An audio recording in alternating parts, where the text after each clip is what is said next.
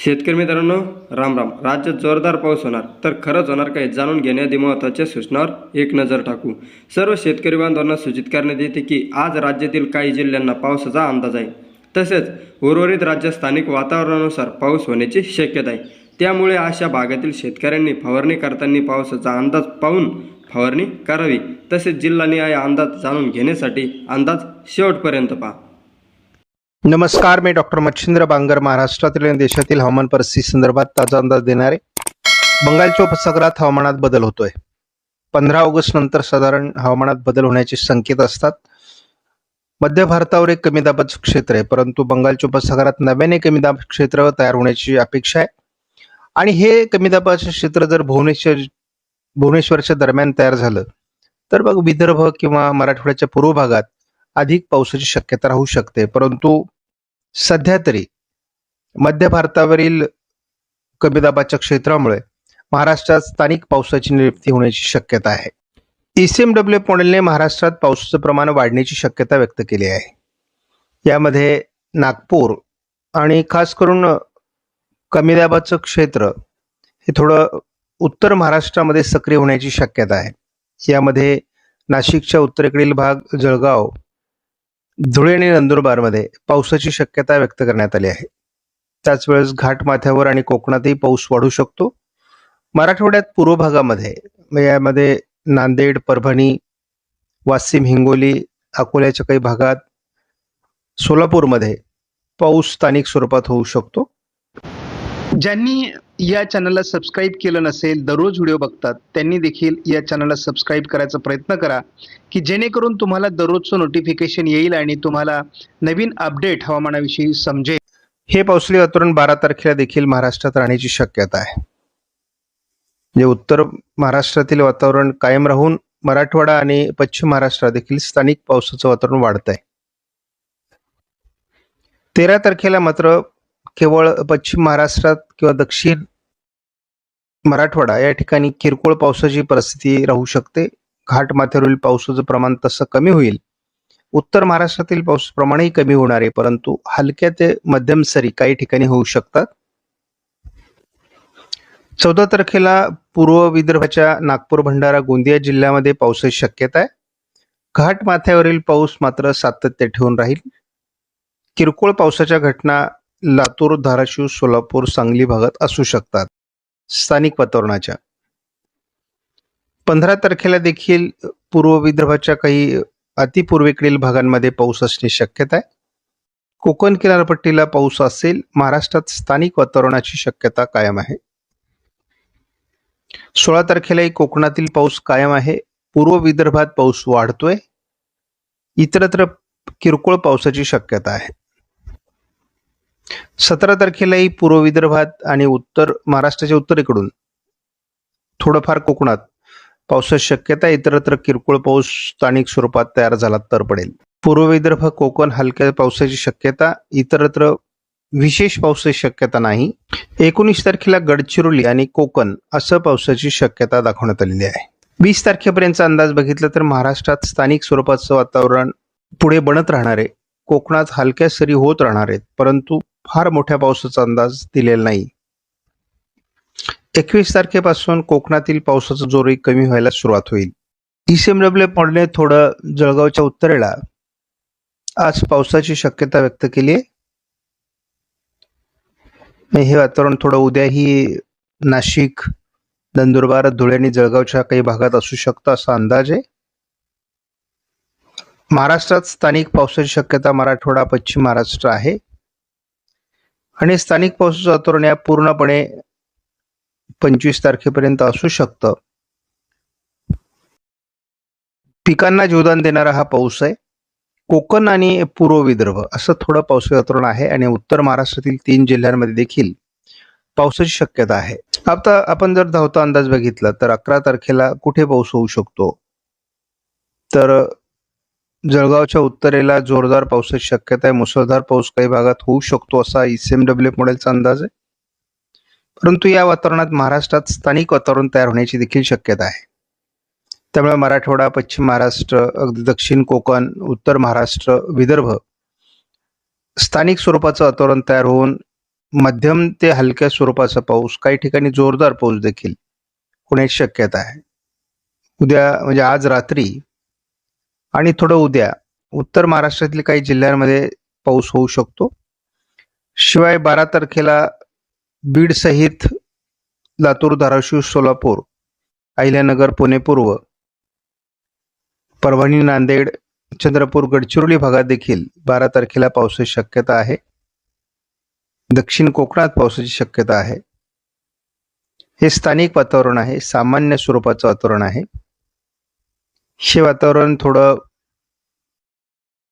नागपूर, भंडारा, गोंदियामध्ये देखील 13 तारखेला असण्याची शक्यता आहे. बीड, अहिल्यानगरच्या काही भागात स्थानिक वातावरण आहे. दक्षिण कोकणात किंवा अगदी रायगड, रत्नागिरी, सिंधुदुर्गमध्ये देखील पावसाची शक्यता आहे. सातारा, पुणे, अहिल्यानगर पश्चिम, कोल्हापूर घाटमाथ्यावर देखील पावसाची शक्यता कायम आहे. पश्चिम महाराष्ट्रात म्हणजे बीड दक्षिण, लातूर, धाराशिव, सोलापूर, कोल्हापूरमध्ये पावसाची शक्यता 14 तारखेला देखील आहे. नागपूर, भंडारा, गोंदियामध्ये देखील पावसाची शक्यता आहे. घाटमाथ्यावर पावसाची शक्यता आहे. कोकणात हलका मध्यम पाऊस होऊ शकतो. पश्चिम महाराष्ट्रातील काही जिल्हे आणि विदर्भातील काही जिल्ह्यांमध्ये पावसाची शक्यता आणि घाटमाथ्यावर पावसाची शक्यता 15 तारखेला देखील आहे. 16 तारखेला जास्त ढगाळ वातावरण आहे, त्यामुळे स्थानिक वातावरण बऱ्याच ठिकाणी निर्माण होऊ शकतं असा 16 तारखेचा अंदाज आहे. कुठलीही वादळी प्रणाली महाराष्ट्रावर सक्रिय नाही, त्यामुळं पावसाळी वातावरण स्थानिक स्वरूपातच राहणार आहे. ज्या ठिकाणी वातावरण बनेल त्या ठिकाणी पाऊस पडेल, त्यामुळे विशेष पावसाची नोंद महाराष्ट्रात होईल असं वाटत नाही. मात्र पूर्व विदर्भ आणि कोकण असं अधूनमधून पावसाची शक्यता राहील. शेतकरी मित्रांनो, राम राम. मी किशोर पाटोळे आपल्याला 11 ते 13 ऑगस्ट दरम्यानचा हवामान अंदाज सांगणार आहोत. तर शेतकरी मित्रांनो, आपण 1 ऑगस्ट पासून ते 15 ऑगस्ट पर्यंतचा हवामान अंदाजाचा थोडक्यात सारांश सांगितला होता.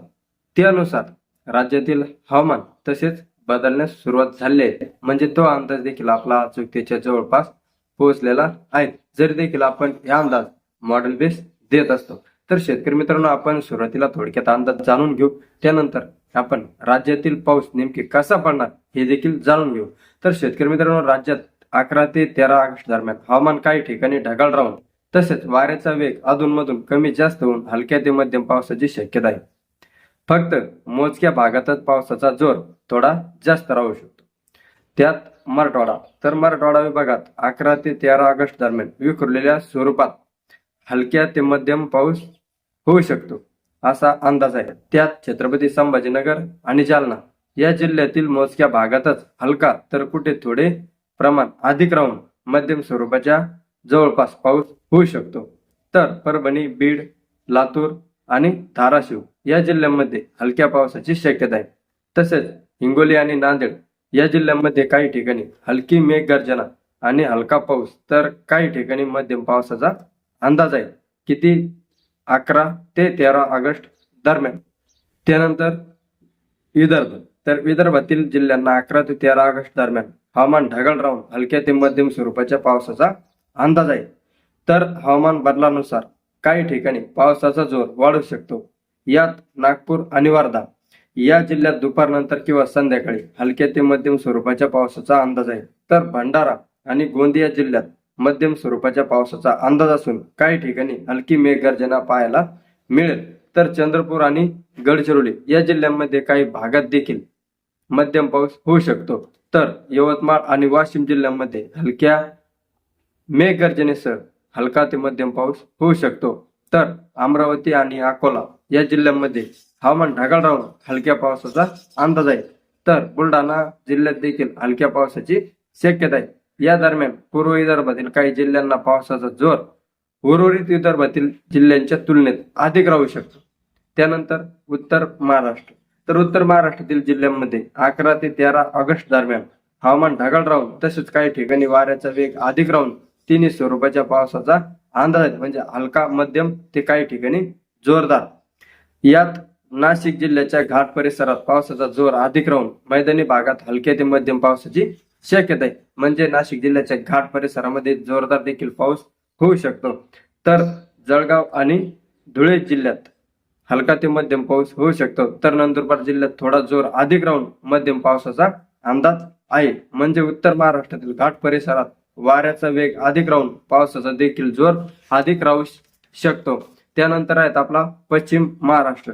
तर पश्चिम महाराष्ट्रातील जिल्ह्यांना हवामान ढगाळ राहून 11 ते 13 ऑगस्ट दरम्यान हलका तर मोजक्या ठिकाणी थोडा जास्त म्हणजे मध्यमच्या जवळपास पाऊस होऊ शकतो असा अंदाज आहे. त्यात पुणे, सातारा आणि कोल्हापूर घाट परिसरात पावसाचा जोर अधिक राहून जोरदार पावसाच्या सरी देखील होऊ शकतात असा अंदाज आहे. तर मैदानी भागात हलक्या ते मध्यम पावसाची शक्यता आहे.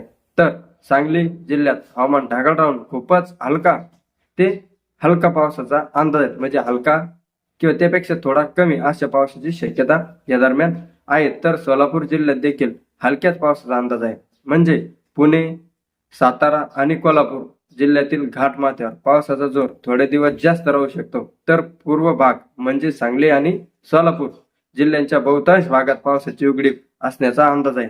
तर अहिल्यानगर जिल्ह्यात या दरम्यान म्हणजे 11 ते 13 ऑगस्ट दरम्यान हवामान ढगाळ राहून हलक्या ते मध्यम पावसाची शक्यता आहे. थोडक्यात सांगायचे जर झाले तर अहिल्यानगर जिल्ह्यातील पश्चिम भाग म्हणजे अकोले भागात पावसाचा जोर थोडा जास्त असेल. तर पूर्व आणि दक्षिण भागात स्थानिक ढगामुळे काही भागातच पाऊस होण्याचा अंदाज आहे. त्यामुळे कोणत्याही तालुक्यात पाऊस होऊ शकतो, परंतु तो सर्वत्र सारख्या स्वरूपात नसेल. तर एकंदरीत शेतकरी मित्रांनो, आपण महाराष्ट्राच्या या 4 विभागातील प्रत्येक जिल्ह्यांचा हवामान अंदाज जाणून घेतला आणि तो आपण 11 ते 13 ऑगस्ट दरम्यान या टप्प्यातील जाणून घेतला. म्हणजे आज नाही झाला तर उद्या होईल, उद्या नाही झाला तर परवा होईल. म्हणजे या तीन दिवसादरम्यानचा हवामान अंदाज आपण प्रत्येक व्हिडिओमध्ये देत असतो.